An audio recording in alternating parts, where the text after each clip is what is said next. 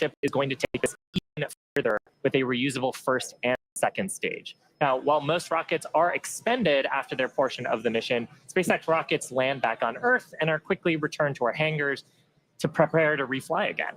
Exactly. In fact, 90% of all Falcon 9 boosters that have flown this year have been reused, or as we like to say, flight proven. So while launching and landing rockets may seem routine today, this was not always the case. For those of you that have been following along since our early days, you know that it took us 4 attempts before we successfully launched our first rocket to orbit. Here you see our Falcon 1 Flight 4. 15 years ago in September, that vehicle became the first privately developed liquid-fueled launch vehicle to orbit Earth. If Falcon 1 Flight 4 had not succeeded, it would have meant the end of SpaceX. And our first successful landings didn't come easily. We had to miss the target a few times before we ultimately stuck the landing. But each of these landing attempts, how to not land an orbital rocket, were teaching us what we needed to know in a flight-like environment to get that full picture of how all the systems interacted together. Oh man, yeah, this is me trying to not get goosebumps watching this first drone ship landing. I hosted that webcast and it was so exciting to see the development approach that we took finally paid off after so many attempts of failing. Now that failure is expected to help improve future designs of our vehicles and systems. So fast forward to present day, we've landed F9 boosters over 245 times since our first reflight of an orbital class booster 6 years ago. Yeah, and it really comes down to our design philosophy. If you're not failing in some way, then there's room to learn and push the design to improve. And failure doesn't just mean blowing up a rocket. It might mean not being as efficient as we want to be or producing slower than we want to. So that approach has been the basis of how we've made all of our major innovative advancements.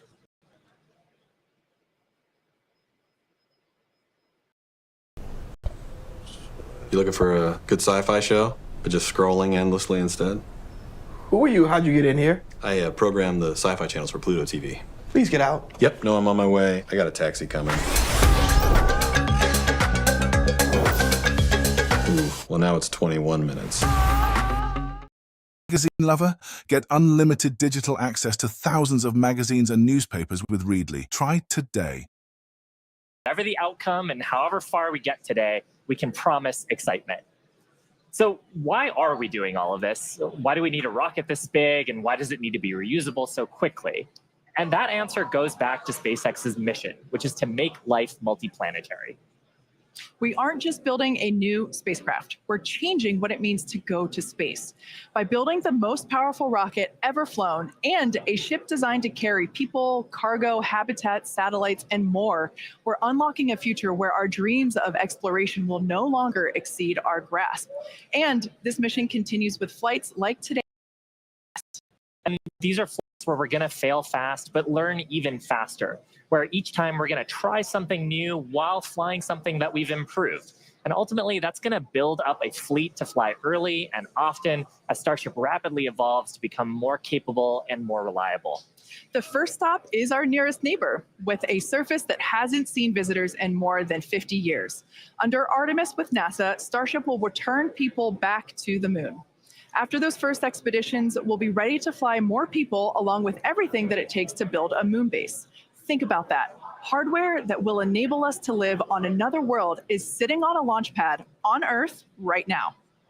And the moon is just the proving ground. When the time comes to make that leap to Mars, everything gets ratcheted up by orders of magnitude. The logistics of supporting an entire city on Mars are daunting, requiring millions of pounds of cargo flown from Earth spread out over thousands of launches. We just broke our own record for the number of launches in a single year, and we're going to break it again next year. Now, in the years to come, Starship is going to dwarf those figures as we bring it online and truly make life multiplanetary. But for now, anyway, as the clock counts down to today's flight test, why don't we get another status update from John? We're just over 9 minutes from liftoff as the countdown clock clicks to 0. The teams, good news is, teams aren't working any significant issues on the launch vehicle right now. Propellant loading is continuing on both the Super Heavy and the ship stages. Most recently, we began loading LOX and methane fuel into the header tanks on the Starship. And on the graphic on the left side of the screen, you can see up in the nose of the second stage, what we call Starship, are those two header tanks for fuel and liquid oxygen. Now that loading started at T-minus 24 minutes and will continue until approximately T-minus 5.5 minutes. Now Starship's second stage main fuel and LOX tanks are loaded for flight. And the second stage propellant that we're loading on board is going through the quick disconnect that comes out on the arm that's located at the base of the stage from the tower. Now on the super heavy booster, propellant loading will continue until T-minus 3 minutes. We've also configured the pad for liftoff. A little earlier in the count, the hold downs, the booster hold downs were commanded to unlatch. That means once the rocket has sufficient thrust to overcome its weight, it'll lift off the pad. There's no need to command the hold downs to release the rocket. As we mentioned earlier also, the ignition sequence has been slightly modified from the last flight for a more efficient liftoff. As a reminder, we ignite the engines a few seconds before T0. We don't lift off exactly at T0. We lift off a few seconds. Finally, the SpaceX team continues to check in with the Coast Guard to ensure there are no boats in the safety perimeter before proceeding with launch out over the Gulf of Mexico. Now, currently, we're coming up T-minus 7 minutes, 10 seconds to the test flight of Starship. Propellant loading is continuing on both stages of Starship. We're waiting now for the completion of loading of the header tanks in the next few minutes. The first stage is also beginning pressurization for flight while we are continuing to load propellant into it. And again, booster propellant load will finish at approximately T-minus 3 minutes. At that stage, both first and second stages are fully loaded, and we'll have the 10 million pounds of liquid propellant on board the two stages of Starship. Now in the next few minutes, the guidance system will perform its final alignment. We'll get the automated flight termination system that'll arm, and the final TVC checkout will be performed. We may get a view looking up at the engines as we gimbal the 13 middle engines to check them out just before liftoff at about T-minus 90 seconds. If we need to hold, it would come at T-minus 40 seconds. That's the point in the countdown where we can pause to wait for final checkouts or pressurization to complete. Or as we're hearing right now, we're still working a few boats in the area that are headed south. And a lot of cheering here in Hawthorne. The boats are heading south, but we are still planning to hold at T-minus 40 seconds if necessary. Just amazing views of today's launch. There's nothing quite right like a launch at basically sunrise. Sunrise, I think, was just about 10 or 15 minutes ago out at Starbase. Yeah, these views are just incredible. Couldn't ask for a more beautiful day to attempt a test flight here. Again, these are live views of Starship as it awaits its second integrated flight test. Our primary objective today is to get through stage separation.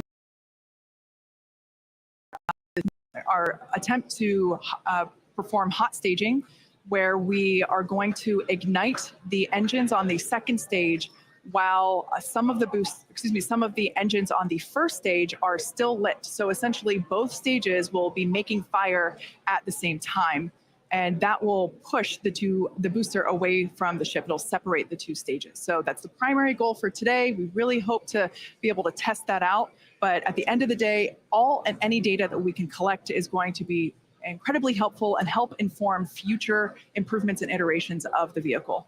Yeah, Kate, there are other objectives for today too, assuming we get farther than stage separation.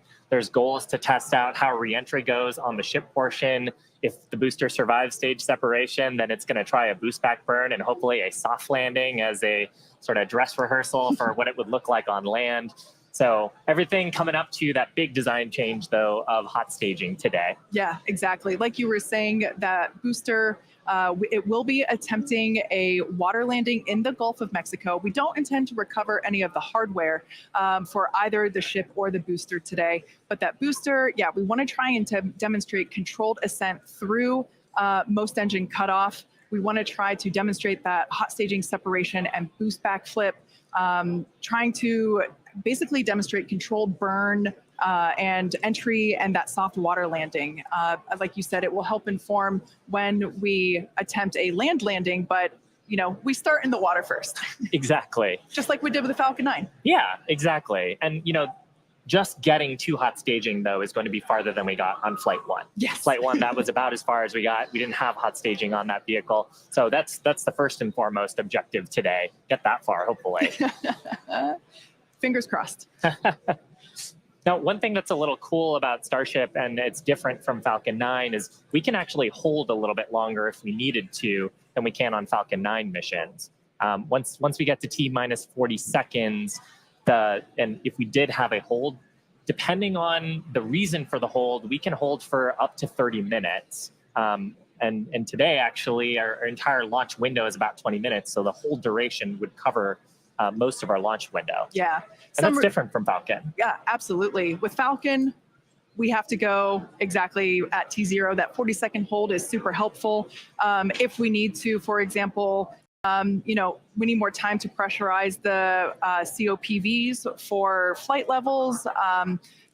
Perhaps fuel. If the engineers just need to look at some of the data, see how engines are performing or the avionics. Exactly. Those checkouts, being able to have the opportunity to top off the fuel or LOX if it's not fully loaded. And, we might want to just take a few more minutes for that. So that T-minus 40-second hold can be really helpful. But we don't have that option on Falcon. So it's a little bit different here.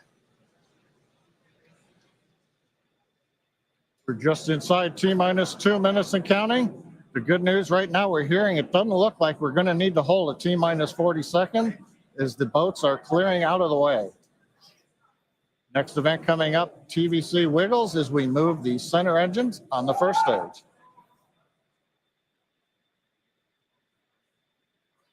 You can see maybe just a little bit there. 90 seconds, wiggles are underway as we're checking out the first stage.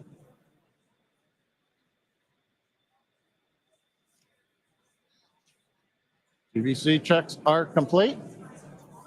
Next major event we're going to hear, hopefully, is the flight director go for launch at T-minus 30 seconds.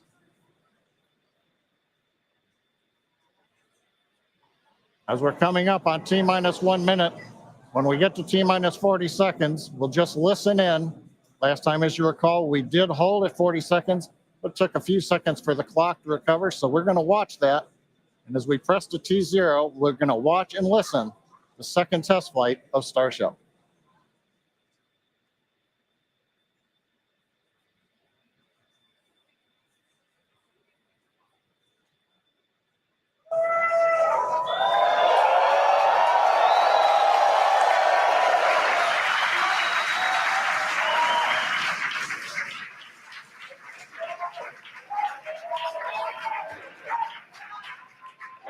T-minus 30 seconds. Back to rapid recycle.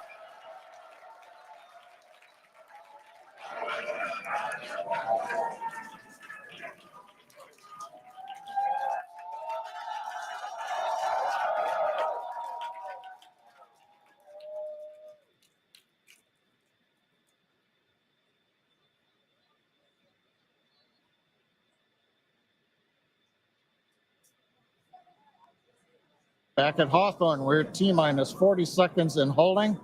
We had a rapid recycle. We've not heard anything over the countdown net as the team works both first and second stages. We're going to monitor the nets here for a minute.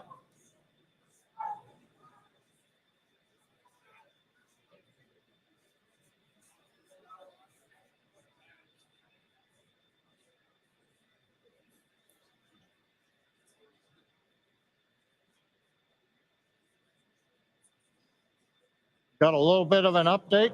We're continuing to hold at T-minus 40 seconds. This is the normal hold point for Starship, as we talked earlier. Sounds like we're working just late pressurization on, I believe, the second stage. Team is working it. All the other systems are on hold right now at 40 seconds. We can hold here for about 15 minutes or so before we would run out of window for this morning. So right now they're working on filling pressure vessels. And ideally, we'll be able to solve this and come back and release the clock at T-minus 40 seconds. We're going to continue to listen and monitor for another few minutes.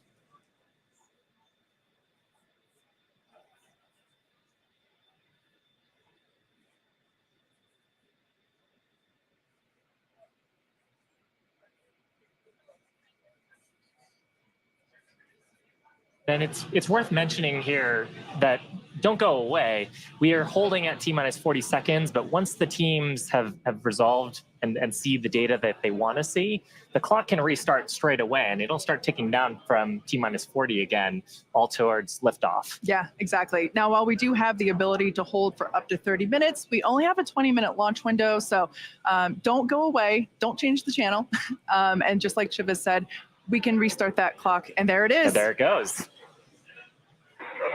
Clock is rolling. T-minus 30 seconds.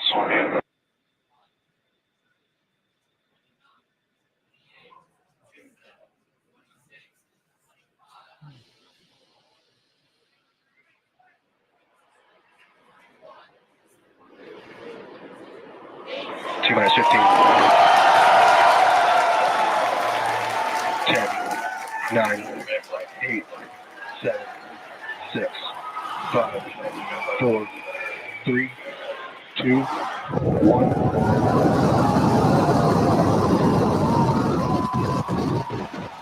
We have liftoff.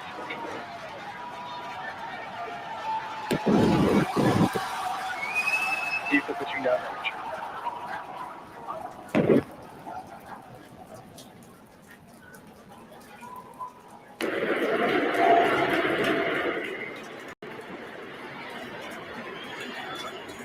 Chamber's pressure nominal.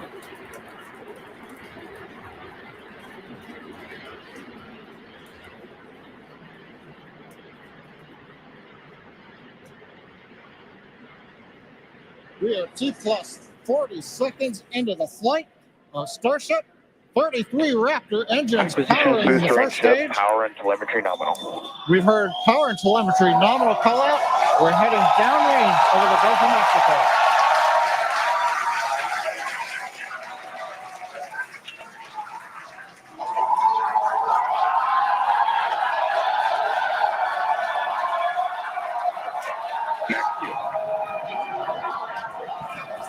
And that call out tells us Starship is through the period of greatest stress on the way to space.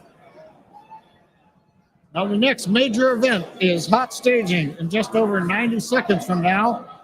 To get ready, the booster will shut down all but 3 of the Raptor engines.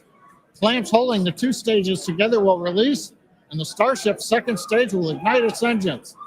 Starship will then separate from the Super Heavy booster and head to space.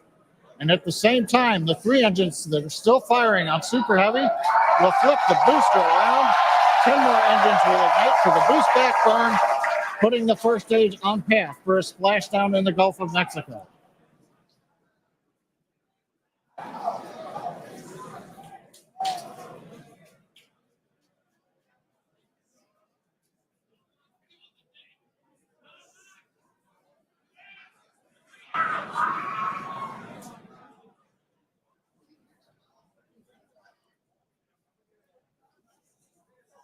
Engine power continues to look nominal on 33 Raptor engines. We're about to shut down the first stage and perform staging. Let's watch and listen.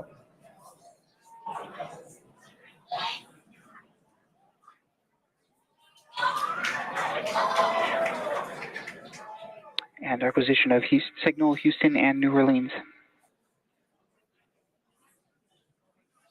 Booster engine cut off.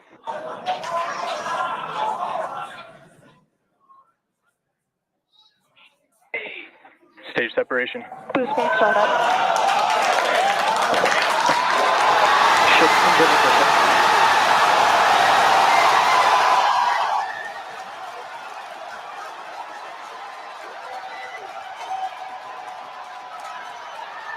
You're hearing the cheering. The first ever successful hot stage for SpaceX's Starship.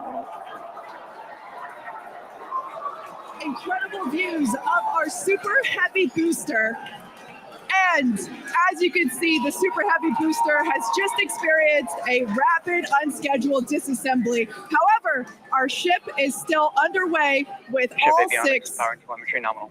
And we just heard there, ship avionics, power and telemetry nominal. All six engines are lit, as you can see from the GUI there at the bottom right-hand side of your screen. Now, we did know that the that hot staging was going to be incredibly dynamic. We knew that there was a chance that the booster would not survive, but we're going to take that data and figure out how we can make the booster better for the next hot stage. Yeah, that hot staging put a lot of load on the top of the booster. And of course, it flipped around there, a lot of dynamic stuff happening. But ship is still going strong. And it's doing great. Right now, the ship, the second stage, is on its way. Like we said, you can see all six of its engines are ignited. The next major milestone for the ship will be the shutdown of those engines, or SECO, second engine cutoff, which if you follow our Falcon 9 launches, familiar terminology there. So far, today has been incredibly successful, even with the RUD of the Super Heavy booster. This is amazing. Primary objective of the booster today, to get to hot staging, to get ship on its way to orbit. It did that admirably. Yeah, we definitely asked. Starship trajectory nominal. All right, great news there. That trajectory for ship is Acquisition of nominal. signal, Cape Canaveral. Once again, Starship's second stage. It's firing those engines. And as you just heard, everything's looking good. Now, for the ship, we wanted it to survive hot staging, which, as you can see there by that little dot on your screen, it did. We also want to basically demonstrate that the successful startup of those engines, demonstrating controlled ascent, which is what it's doing right now, and eventually orbital insertion. We are hoping to basically send this around the Earth, and if it makes it this far, splash down in the Pacific Ocean, a couple hundred miles north of Hawaii. Now, if we get that far, like all of that sounds great. Secondary objectives for ship, again, continuing to gather engine data and about its health, performance. Nominal ship chamber pressures. Great news there. That tells us that the chamber pressures inside of the Starship, again, that's that small dot on your screen, basically the propellant pressures in the ship are looking good. Yeah, the bottom right corner of your screen, you can see essentially a user interface showing us which engines are lit. So the three center sea level Raptor engines on ship are gimbaling engines. The three outer engines in the triangle, the larger ones, are Raptor vacuum engines. All of them continuing to file. Magyarország szívében van egy páratlan szépségű térség, ahol a természet into our target trajectory today. Yeah. And we're not targeting orbit today. We're targeting almost orbit today. That's very intentional as part of the mission design. The goal is to get to a thrust profile similar to what we would need for orbit, but also to get to the energy levels that the ship would need to dissipate for re-entry. And so we're actually going in a suborbital trajectory today, but that trajectory will get us to the energy levels that we need at re-entry, where we can really stress that heat shield and get valuable data on re-entry. And those calls that we are still on a nominal trajectory here and seeing nominal pressures means that we have a really good shot of hitting our target orbit. Yeah. Now, if the booster had survived, we would be around the time where it would be getting ready to land, performing its re-entry, but it unfortunately did not survive. That being said, that's okay. It survived several seconds after hot staging, so we're going to take that data and improve the hot staging sequence and probably improve the hardware itself for the next flight.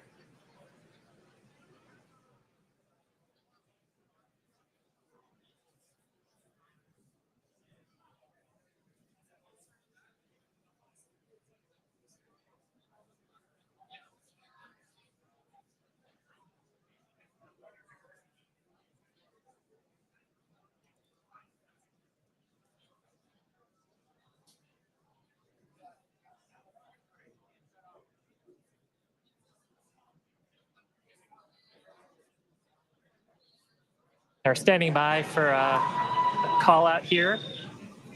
Coming up on the projected time that ship would shut down its engines. As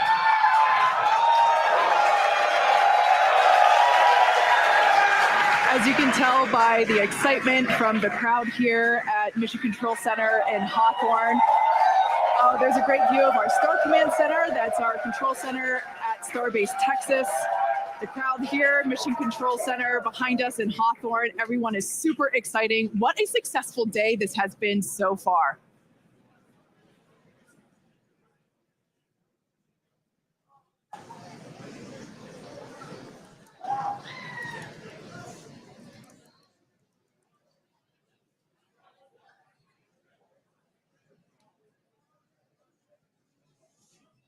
And I mean, up to this point, major successful milestones through hot staging, which was the big objective today.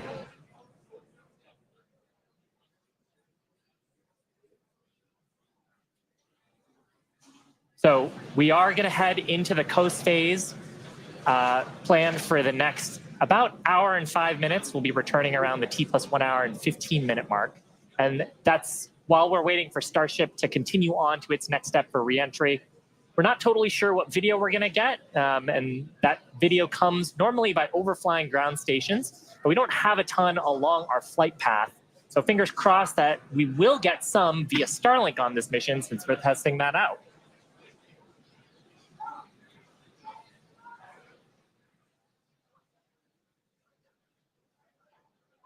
And also give us a moment. We are hearing some chatter on the net, so we're going to try to parse that for you.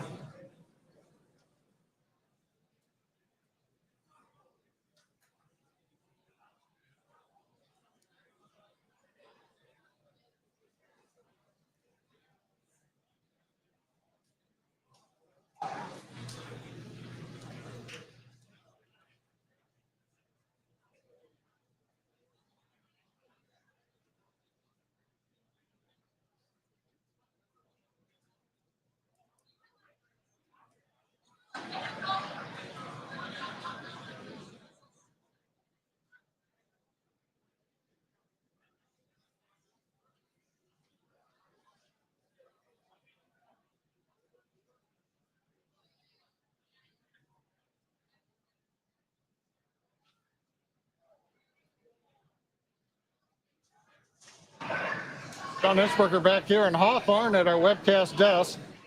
We have lost the data from the second stage. We had heard a call out that we were internal guidance, which means we were getting near the end of the approximately 6-minute burn of Starship, but we haven't gotten any more data since then. So we think we may have lost the second stage. So we would not be into coast phase. We wouldn't be able to come back in an hour or so and possibly get ready for reentry. However, what we do know right now is we had an on-time launch at 7 o'clock. We got through the boats. First stage looked beautiful with 33 Raptor engines firing. We got the hot staging, you know, the thing that we really wanted to see and impressed. We saw the separation. We saw the flip maneuver. We saw the light up of the 6 Raptor engines on Starship, and it headed away. Everything really looked good. But what we do believe right now is that the automated flight termination system on second stage appears to have triggered very late in the burn as we were headed downrange out over the Gulf of Mexico. But the real topping on the cake today, that successful liftoff, Kate, Shiva, the hot staging is just beautiful.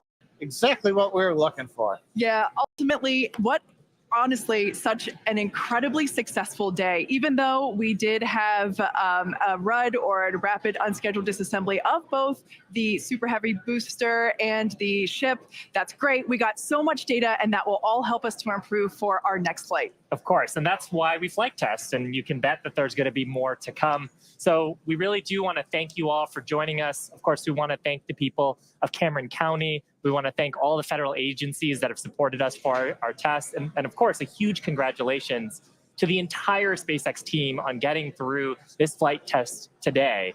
And I think with that, we're going to sign off from here in Hawthorne. Thanks so much for tuning in.